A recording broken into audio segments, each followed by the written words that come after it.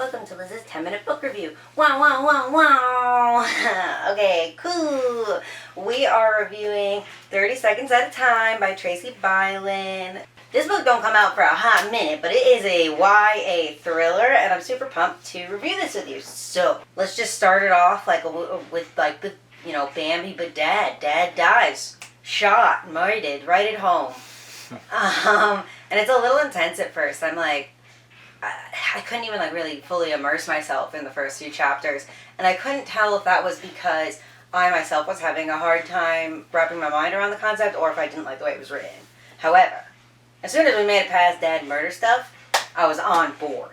So Mom has got to go get a job, and she went back to school, got her teaching degree. She hasn't taught in a long time or done really anything, so she gets a job up in Vermont, and it's at a ski training facility for high schoolers. Going up right after Christmas break. So they get up there, they're pumped to leave. They're like, alright, fuck this place. But before they leave, the main character, what's her name? Her name! The main character's name is Kate. She finds a stash of money in her guitar case. And it's like $250,000. $250,000. It's cool $250,000. She's like, I don't know what the fuck to do with this. So she hides it at school, which I think is the funniest thing to do. She's like, I don't want to burn it because if I burn it and someone comes looking for it, I'm fucked. Why would you burn the money anyway? Because her dad's best friend told her to. Dumb. He's like, burn it. She didn't. Well, also when her dad was dying, because it happened while she was in the house, he was like, don't tell, whatever, here's a piece of paper, get rid of it. No, the piece of paper was an address in Canada. She did get rid of it, but she memorized the address first. They go to Vermont for this ski thing. Romance ensues. There's a cute boy named Ryan there. And he's like so good at skiing. He teaches her a little bit. She's taking lessons without him, whatever. And they start to ski together and have fun and flirt, whatever. It's cute. Alright, I'm on board. And then all of a sudden, one day they're skiing together and they're on the lift and it stops. It's like, what's going on? The patrol will be down soon. They check all the mountains before they close up for the night. We're not going to get stuck up here. Patrol comes and goes. Don't hear them screaming from the lift. And they're up there.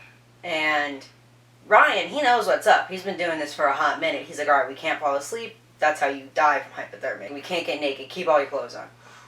2 hours go by. They don't have a phone. She tried to call her mom and her phone died. That sucks. And he didn't bring his phone because he's training to be in the Olympics. He doesn't bring his fucking phone with him. Of course he doesn't.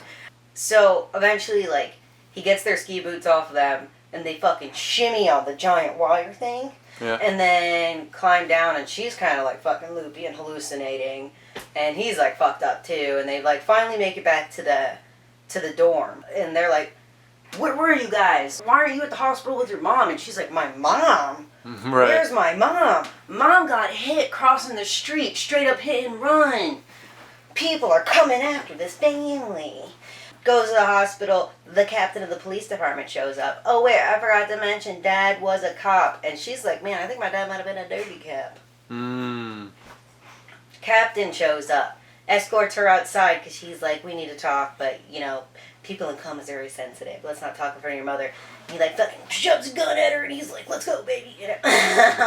He's like, you gotta come back with the money, da-da-da-da. Frames Ryan for some murder that he did, and then they go all the way back to fucking Detroit where she goes to her old school to look for this money, and the money wasn't fucking there. Of course not.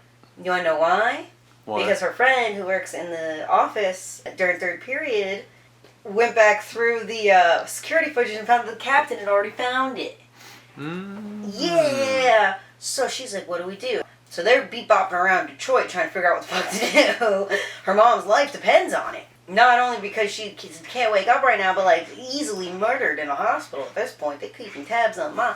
So they're like, oh man, maybe she can bring us to whatever this mysterious address is. So they figure out how to get into Canada, which is where the address was. And they're there, they fucking pawn some shit for it, and all of a sudden they're about to head to this address, and Ryan gets snatched. They almost snatched her, but she fucking bolted in and out of stores. She was real good at evading people. I was impressed. But Ryan's taken. He doesn't know the address that she has locked in her head, by the way. Right, he was just following her. He was just following her. So she steals a car from a valet. Genius ploy. Steals it from like a valet station. She's like, fuck it, I'm taking this minivan. Takes the minivan, realizes that the tracker that they've been able to track her on is actually in the necklace that was supposed to be given to her by her dad, that the captain was like, hey, your dad was going to give this to you. So she takes the fucking necklace, gets rid of her fucking necklace, and then she shows up to this address. Guess who's there? Her dead uncle, who's not dead. Huh. What? It turns out Dad wasn't a dirty cop. Dad was holding on to that shit for evidence. And he was getting ready to testify, and they had to fake the brother's death. It's a whole thing. So he'd been living up in Canada at this mysterious address. Anyways, they eventually find Ryan, the cops show up, everything's good, big bang boom, happy ending. It's a YA thriller, you know what I'm saying? Like, it sounded fun. It was fun. I thought there was going to be a little more to the wrap up. Yeah. A really high climax, and it was just kind of like, alright, it's over. Which I guess is what, like, coming as a teenager is like. It was a good book, though. You know, like I said, it's a YA thriller, so it's a little different than a normal thriller, in my opinion. It is written for a younger audience, so you're not going to have that, like, fucking gruesome, bloody murder stuff. Right, you're not going to have hot, passionate sex between the main characters. You're going to have cutesy flirting and a little bit of second base, you know? Yeah, over the pants stuff. Over the pants stuff. Their shirts come off. They don't talk about it in detail. You know, that's where we're at with it. Personally, I gave this 4 stars, but if it was not YA, I would have gave it 3. Yeah. If it was just like an adult novel, like, this is a good book, not like targeted towards kids. Yeah, this is definitely for kids. This is not, like, for what it is, it's a 4. But if it was targeted for the broader audience, 3.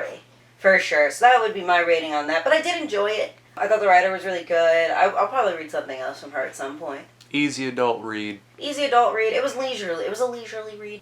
Alright, thanks for coming to Liz's 10-minute book review. Wow, wow, wow, wow.